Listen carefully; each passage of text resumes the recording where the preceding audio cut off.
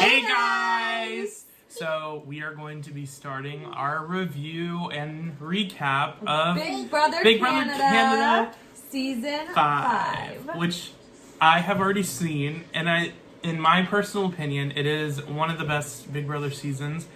Period? All around? US, Canada. Period. I haven't seen a lot of the UK Big Brothers, but I know that those are really fun, but they're also different. Totally Canada and US are similar. the closest in the, style and competitions.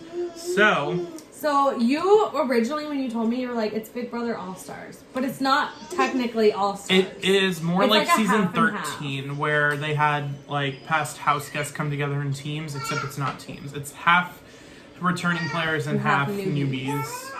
And it jumps off from the beginning. It's lit from the jump. I only knew one of the people that came into the house. Everyone else, I don't know them. I don't know anything about them. I only know maybe what Scotty has just recently said based on the episodes. Only of Ika because I've only heard the name Ika, because of the letter shredding from season 2, which I showed you, which is I think that was the first thing I ever saw from Big Brother Canada was because it was so popular on YouTube, that clip of her shredding people's letters. Maybe I need to watch this. I was like, whoa. Where can I find it? Yeah, because they were just so aggressive and so instigating. It reminds me more of old school US Big Brother. Yeah. It's good. It's actually good. So, for the rundown of people who don't know the season, and if you want to watch it along with us, you can. We are going to be reviewing 3 episodes at a time. So this is going to be episode 1 through 3. Yes, and the reason that we're doing this is just because it's an older season, and Big Brother Canada is much more fast-paced than the US version. So we thought it'd be better just to kind of compile them into one video.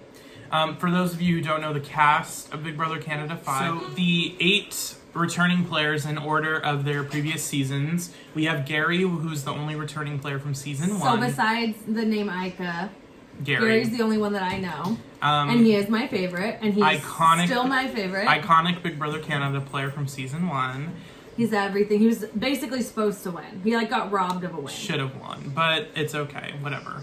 I guess he's more iconic for losing so greatly. Similar to how Janelle is so famous for making it to Final 3 and never just winning. Being Janelle. Yeah.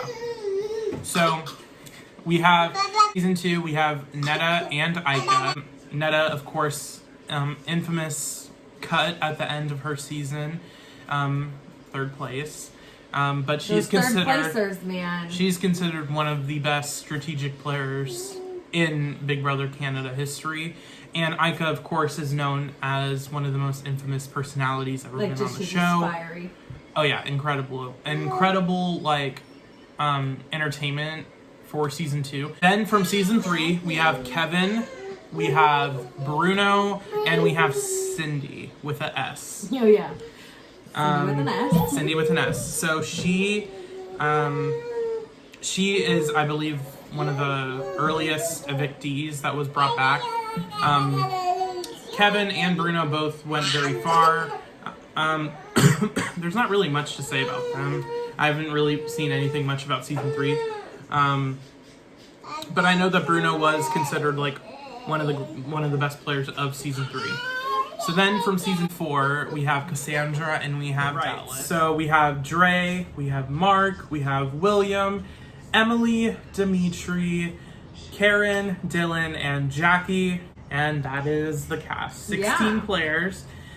So let's get right into the first episode. So the first episode, the first 8 entered at first. Well, they did half and half.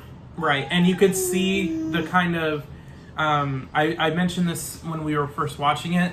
On our version of Big Brother, when they enter the house, it's typically edited along with DRs. And it's I'm meeting 100 people this way, 100 people this way. I don't even know where I am. I'm in the Big Brother house. And it's literally always the first episode. You're like, okay. And I'm I get it. You're excited. Same thing. But one thing I like about Canada is that they do not start DRs until the next episode, which I believe is true because I don't remember them ever really mentioning, and until they got to the HOH, I think that is when they started doing DRs. But up until that point, it was purely just like what we saw footage in the house, and there wasn't music. It was purely just So it's like a little awkward, but it's real, and it's nice to watch. And it feels a lot more like you are, watching them like on camera. Or you're like there with them in a way. Right. And I feel like the kind of genuine like kind of shock on the newbie players seeing like Aika, Netta. Yeah, so that's what happened next. Kevin. Is basically they let the returnees in slowly, and when they trickled in, they were like, "Oh my god!" And then they were like, "Oh my god!" And then they were like, "Oh no, we're gonna be outnumbered." And then then it calmed down. But it was definitely like a starstruck, and then a what's going on, and then a oh no, another one, and then a okay. Again, I think we can do this. Again, very similar to season 13, where first Rachel and Brendan walk into the house and everyone's like, "Oh, okay, like we're gonna immediately get rid of them." Like Rachel gotta go. And then Jeff and Jordan comes in and they're like, "Okay, now that's not 4 good. returners." Okay. And then Dick and Danielle walk in and they're like, "Okay, what are we gonna do? This is ridiculous." So. The first episode, it goes straight into the HOH. We don't really see much. I mean, we see some small talk and some like little whispering. Minimal. It's very minimal.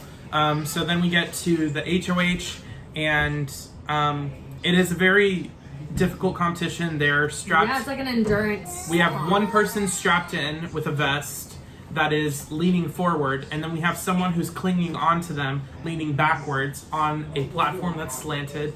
And the rope that is attached to the person's vest is constantly like having more and more slack, so they are constantly leaning more and more forward. It was intense, which was great. It was awesome from the jump. I didn't expect it, and I loved it. I sometimes am not a fan of when they do HOHs with like 2 people, and then it's like a choice between like whoever. I'm not always the biggest fan of that either. But I feel like in this situation it worked well. I will say some of the pairings were a little odd. Yeah, I was like, okay. Obviously, whoever was going to get paired with Dylan wasn't going to do well because he's huge. Yeah. And, I just felt like Dylan was kind of the odd man out with, like, the pairings. Dimitri and Kevin, I mean, that felt a little weird, too. But I guess, I think they did a newbie and a returner for every single... Yeah, so it was, like, even that way. Karen. It was between, I believe... Cindy with an S. Dallas... with Mark, I believe. I'm pretty sure it was Mark because I think Bruno and Dylan were together. Yeah. And then Gary and Emily were together. So I think Dallas and Mark agreed to drop, and then Aika and Dre, who looked very good also, threw it to Cindy and Karen, and Karen was like, "I want it." Yeah, she was pretty intense about it.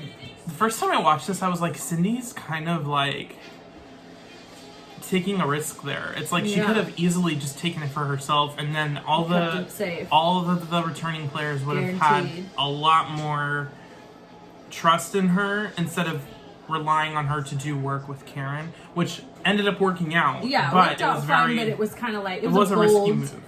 But Karen was about it. Like, they were holding on. She was like, my knuckles will be fucking bleeding before I get off of here. And I'm like Scotty said, like, we could relate her to, like, a female version of Evil Dick.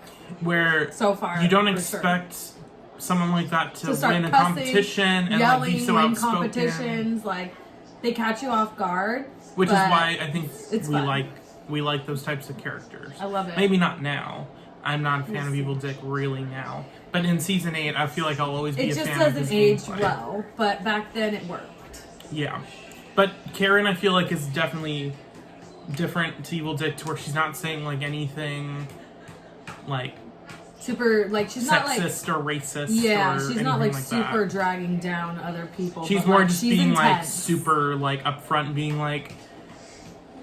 Well, we're jumping the gun a little bit, but when she won HOH, she was, her whole plan was, which most HOHs are, to have the players come to her, present her with ideas, present her with alliances, that way she gets all the info. Yeah, and then does with it what she wants. Should theoretically, at the end of the week, know more than anyone else. Yeah. Because she has been the person relayed information. Yeah. She was talking with, like, Gary and Cassandra, and she was saying something like, this is why none of you fucking won, except for you. You should have won, to Gary. And Gary's like... And Cassandra's like, what about me? And she's like, no, fuck you. It was great. It was great. Classic Karen, because it just couldn't get any better. It's like no fucks, and I absolutely It's like, love what it. would you do to be polite in a situation? Do the opposite. That's what Karen does. Like, nobody cares. Right. So, It's great. Karen It's good initially wanted to target Kevin and Bruno. Yeah. She was like dead set on She's getting like, we're out either gonna go for the brains or we're gonna go for the muscles, the or the brawn or whatever. And or $2, as she yeah, says. and She's going buck hunting. I'm not usually a hunter. Yeah, but like Cindy was the one that basically deterred her away from the brains, because the brains, she basically was gonna do 2 returners, and she's like, no. And I don't think we especially should do from her own that. season, she very quickly was like, well, I mean, do you see kind of like the players? And Jackie also kind of reinforced it with Karen, where Jackie was like, did you see like Mark? Do you see Dimitri? Like, do you see those like people that are in this house? Dylan, like, Yeah. all of these like newbies are huge.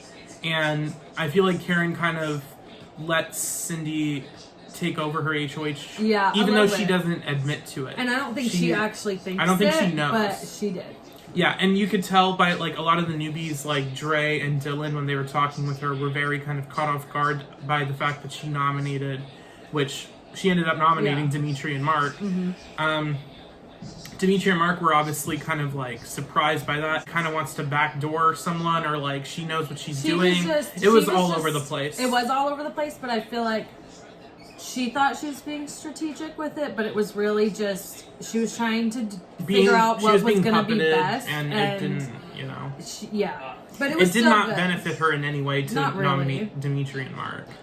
But However, she did it, so yeah. So the one thing that I can remember, so then Dimitri and Mark were nominated. The veto players were 3 returning players, which is fitting. It was half and half again, with Karen, Mark, and Dimitri in the veto, and then Bruno, Netta, no, not Netta, Bruno, Ika, and Kevin, I believe. Was it Kevin? no, I thought Netta did play the veto. No. She just commented about how good Mark looked. She didn't compete. Because remember, Ika didn't want to mess up her hair. Oh yes. Yeah. I think it was Kevin. I'm pretty sure it was Kevin.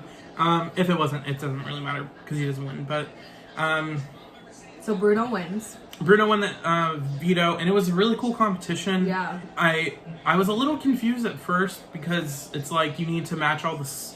Basically, they had a boulder attached on kind of like a shackle. Yeah. And they were Which trying to. apparently was like falling off constantly, so it sort of didn't work, but they still went You with can't it. tell from like the edited show, but apparently they had to stop like multiple times because they kept breaking off because obviously they were going super intense. Yeah, And it just wasn't built by for it. going super intense, I mean Bruno, Mark, and Dimitri. Yeah. And then you have Ika, who didn't want to ruin her hair, so she And basically was Karen. crawling. Karen, like a and then snail. Kevin, I think, was kind of throwing it. I don't really know. Maybe he's just bad at it, but yeah, it was clear it was between Bruno, Mark, and Dimitri. Mark was doing very well, but one thing that Bruno mentioned was he was getting mud in his eyes, and it was messing with how good he was able to see. Whereas Dimitri and Bruno, I believe, were more cautious about that. Yeah, and like that's basically how they were able to get ahead. Yeah, so in the competition, you could try to get 2 boulder kind of plaques, and if you got 2, you got to release your shackle, which I believe most people did. Honestly, At least the top 3. Yeah, I was gonna say I don't remember besides like the top people doing it. Yeah. So basically, once you had all the symbols match, you could flip them over, and you had to rearrange them into a phrase, which ended up being "dig your own cave," I believe, because it was like a caveman theme, or barbarian theme. What did they? I don't know what the appropriate term is. So Gotta be politically correct with everything. Yeah, Bruno ended up winning the veto, and immediately, it went straight into the veto ceremony, and he did not use it because obviously wouldn't Why have would benefited he? him. Yeah, the whole point of him getting it was so nominations would stay the same. So now we have This is when the drama pops The best piece off. of first week drama, in my opinion, maybe up there with season 15 with like the flip vote. Yeah, so it's good. It's good stuff. Obviously, watching the eviction episode, you really don't have any clue anything has happened, but you can, at least from my perspective, I could tell something was off, just like based on how everyone was acting. Yeah. It was a little weird, but You're like, okay. So we see that Mark ends up getting evicted very narrowly. I believe it's within 2 votes. Yeah, it wasn't unanimous It wasn't a dead like set. it always is nowadays in Big Brother America or USA. What do they say? US. Big Brother US is always go with the house, and it's unanimous whether it really should have been or not. But no, it wasn't. It was close. And, Mark got evicted, and it was, I guess, expected. I don't really know. It was expected within like the last 10 minutes to majority of the house, or like the last hour, but it wasn't expected the entire week. So before that, though, you can start with. Well, we have two. Yeah, we have 2 pieces of drama. Yeah. One kind of leads into the other, where Cindy was talking with Kevin and Bruno, I believe, and like Netta. It was like a conversation between like kind of the returning players, which also we have to mention the returning players kind of agreed like we're gonna stick together. Because it's not smart to go after each other. Obviously, I'm sure they're thinking about it. But I was gonna say, for the I don't time see being, how that lasts, for the but time being, they were that's what like, they we have said. no reason to go after each other. So, basically, Cindy relayed information to Gary and Cassandra, saying like, "Oh, it sounds like everyone's kind of like voting to keep Mark," and Gary was like, "What? What do you mean?" And Gary and Cassandra were like, "So are we gonna be like the idiots on eviction night voting to keep Dimitri, and everyone else is gonna keep Mark?" Gary was like, "Hold on." Gary was like, "Wait, let me go wake up Ica," and and woke up Ica, the beast. He woke up the beast from sleep, and she was like, "No." She was like, "Who said I'm voting to evict Dimitri?" And she pulls in Cindy. And Gary and Cassandra are like, Cindy. Okay. They're just sitting back like... Because the whole reason this started... And watch Ica pop off. The whole reason this started was because Kevin, Bruno, and Netta really wanted to keep Mark because they felt closer to Mark than they did Dimitri.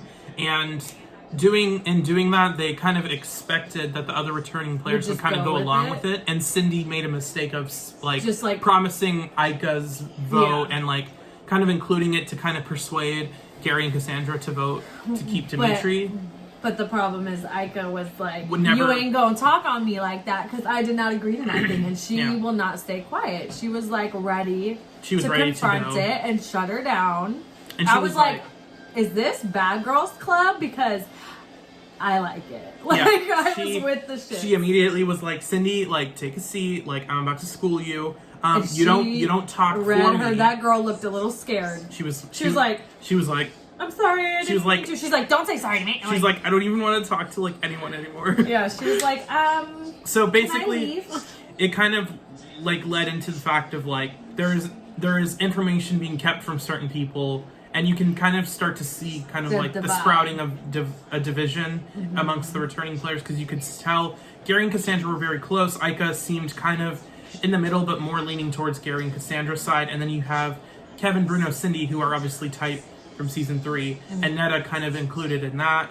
And Dallas kind of off in his own world, having fun with Dallin, as we like to call it. I forget Dallas is even there sometimes. I'm like, he's just like, I just remember he shows up. Yeah, he shows up in like the DR, and he's like, Dally Boy is back. And I'm like, I forgot you were here, but it's okay. But I'm glad you're back. I'm like, I mean, he's entertaining. I'll say that. But they all are so far. So the casting of Big Brother Canada is just so much better. Like, they rarely cast any duds. We see the second big blow up, which led to Mark being evicted.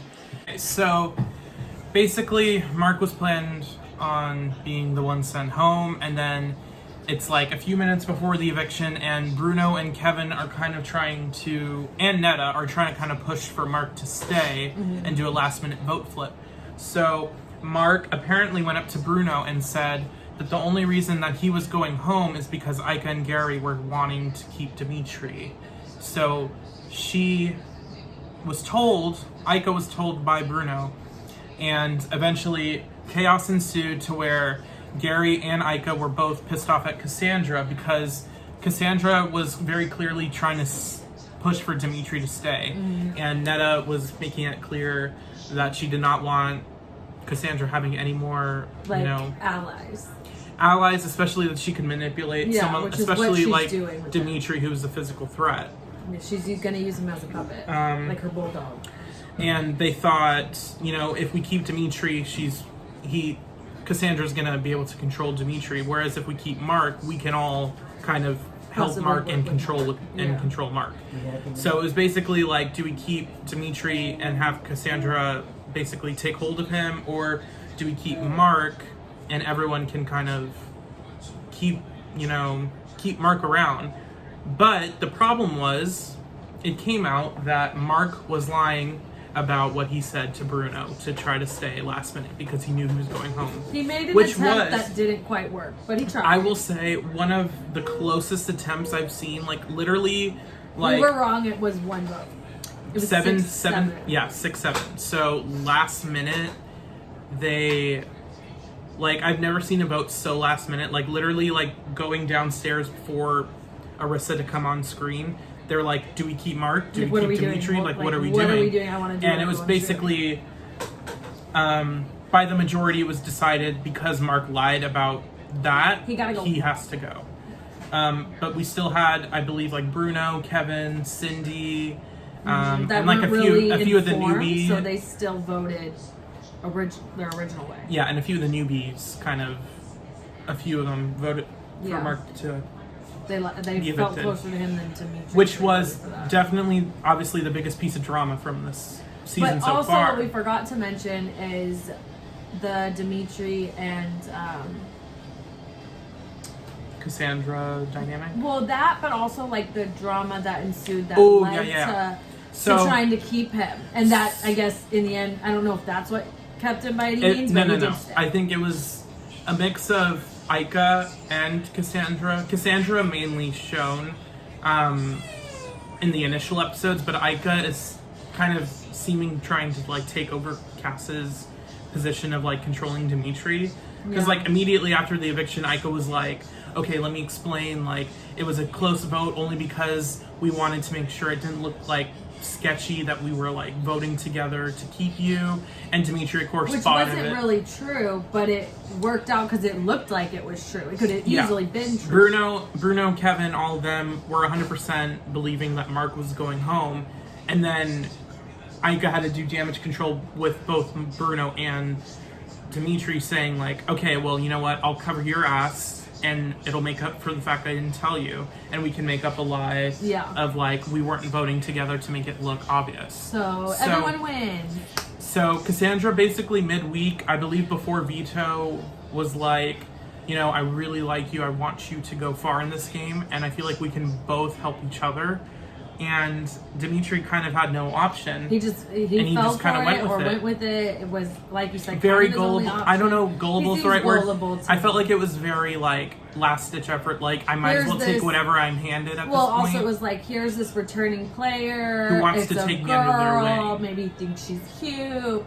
The whole thing all working into one. And I think Cassandra gave him the idea to basically go up to Dylan and talk a bunch of shit to him. Start a fight. And make it people don't have to worry about me because I'm only going to target him. Which, Dylan, I feel is the general consensus. He's huge. He's a well-known Canadian boxer. But it was literally the most random and awkward thing ever. Because it was they literally were hanging out just fine. And then he's like, yeah, haven't had a problem. He's like, yeah, I knew as soon as I walked into the house, I was gonna, butt heads with another alpha, and then he was just Dylan was just so confused the whole time. Wait, he was like, are we still playing pool, or are we fighting? I'm so confused. Still one of the weirdest But then it's plays. Obviously he was an asshole about it, and so now no, they're not cool, and it does look like he's gonna target him, and I whatever. guess But it's just so random. It was I guess so because of random. how like strict he was on time with like it being such a quick week, he really didn't have time to like plant seeds with Dylan. He like really just kind of had to do that, I guess. It worked. It worked, but, like, in the end, it was worked, still but a it weird looked so move. awkward and. I know. I feel really bad Yeah. for Dimitri. He probably was like so uncomfortable. He was saying a lot of bold stuff, and like he didn't look scared, but like you could kind of tell. Like this is a professional boxer and he's huge. But like Dimitri is also huge, just not. But he's short. He's short Compared to him, at least. compared I to don't Dylan. think he's Dylan's short. like 6'5". I don't know. He's huge. He's very tall.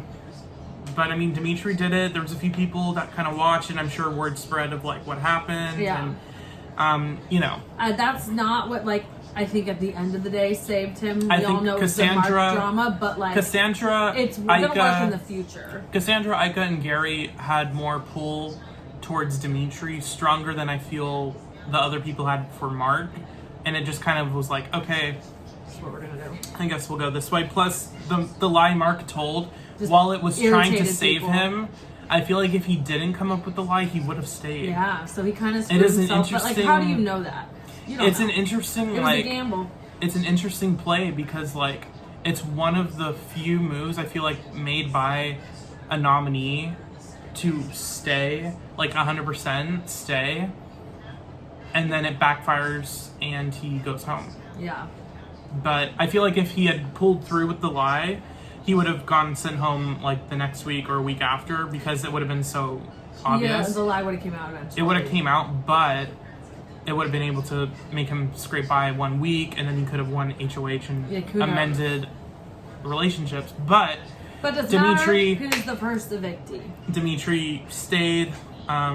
He got 7 votes to evict Mark, and he got 6 votes. And we go out to play the HOH, and it's a basically soccer ball kicking competition where you have to kick it, and it sticks to a wall of numbers. The largest number, I believe, was 20 It or was 30. It was a big number. Okay, and obviously smaller numbers as you get farther out. And Dimitri ended up winning. It looked Yeah. like for a while Netta was just gonna like slide towards the end. Yeah, it was like she had like a score of 7, and And it was she kept like weirdly winning. possibly gonna win. Yeah, but then Dimitri, of course, comes in, and of course, And he's like, oh, perfect character arc for him. He goes from almost being evicted to winning HOH. And then also what Netta got. This was a huge Right, like so twist, I would call at it. the end of the eviction episode, everyone is drained and is like, ugh, just like wants to die. Yeah. Arissa announces that Canada voted for one person in the House to get the It's was like- it like a fast forward or Yeah, whatever? it was like something like that. Like the It was fast something like forward, that, which was where- basically you get to be guaranteed to be at least a jury. You cannot be nominated. for the first how many weeks was it? It was like I believe it's 5. Yeah, so but you still can play HOH. You can still but play you can't veto. be You just nominated. can't be nominated. And I believe you could still be have not.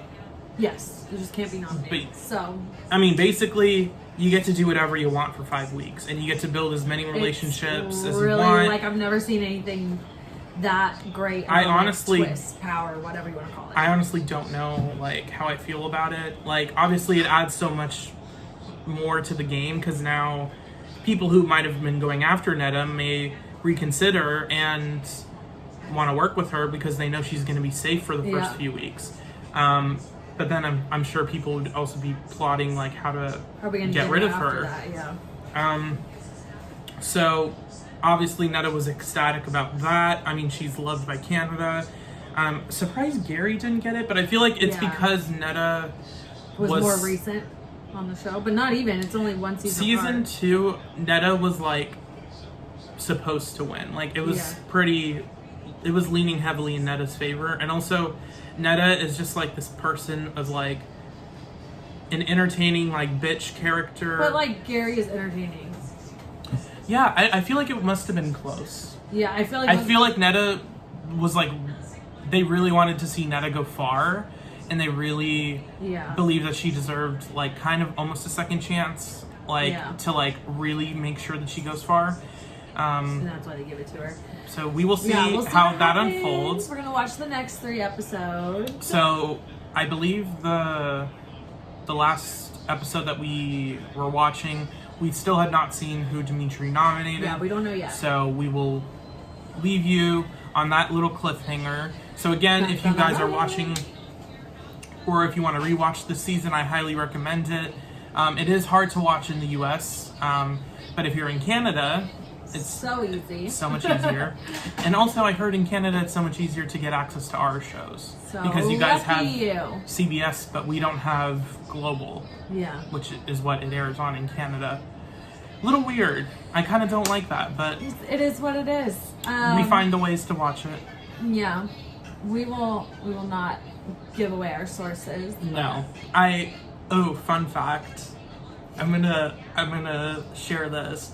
I reached out to Peter from season 1, literally Peter from season 1 of Canada, to ask him how I could watch Big Brother Canada. And he answered. He hooked us up. He hooked it up, and now we're living the best life. I'm not saying I'm friends with Peter. I literally No. just TM'd him. And It I was like, not that deep, but it was still, we got what we needed. yeah, I love Peter. I feel like he does.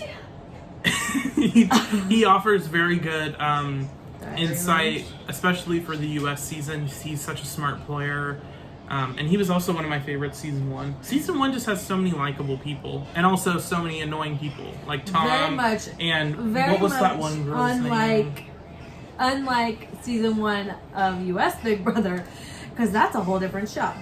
Yeah, I feel like season 1 of Canada is almost like season 2 of ours, where it's Yeah. like you start to see like how it's played, and like these are the first time, like obviously they can reference US Big Brother, but I think up until that point there was only like 12, 13 seasons. Yeah. I think the first season aired after 14, like along with 15, because That's Dan interesting. was at the finale. Oh, okay. For- I like season 15, but there's controversial reasons why we can't endorse it. Yeah, and I feel like a lot of people have this opinion where when I was watching season 15 live, it was just so much controversy, but like it was so like hard to not watch, if Yeah. that makes sense. Like it was it's a double-edged sword, because like you, on one hand you have all the comments being made, all the racism, just not even just the racism, just like the poor such behavior. nasty behavior from literally almost every single person in the Yep. house, from the get-go. And then you have like the bullying and like the isolation and like the cliques, and it was just crazy. really gross. But on the other hand, you have Alyssa, Amanda, Helen, McCrae, I mean, Nick. Amanda's problematic too, but yeah. But like never in one season have How I many been like dominant women? how who's gonna take out who first? Like, is Amanda Yeah. gonna take out Helen? Is Helen gonna take out Amanda? Like what's gonna happen? Because who is going to win this season? Like, It seemed very up in the air. I was like, I remember watching season 15 being like, who the fuck is going to win this season? Like you could just like, it wasn't like a It was shoe-in. it was like whoever wins the next HOH, but not even then, because then it's like some switch shit again. could switch up. And like it was such a good season for gameplay and strategy. Like literally everyone came to play that season Yeah. in some form of another. Yeah. I just wish that it wasn't shrouded in controversy. Yeah, and, kind of just ruins it. yeah. So we will leave But yeah. you with that. We will be back soon with episode 4 to 6, where we will see The next HOH week and veto nominations, eviction. veto and eviction. Yeah. So that's another reason why we're doing them in threes. We're hoping that we can kind of contain a whole week of the show. So like start with the HOH, going through nominations, veto, and then eviction. For double evictions, we're gonna cover like probably them as like a separate episode because of how much information is gonna be thrown we'll at us. see. We'll have to figure it out. Or triples, you never know. And then same thing with finale. We'll probably make that a separate episode. Yeah. But, until then, we will see you later. And I mean, you know the drill. Like, comment, share, subscribe.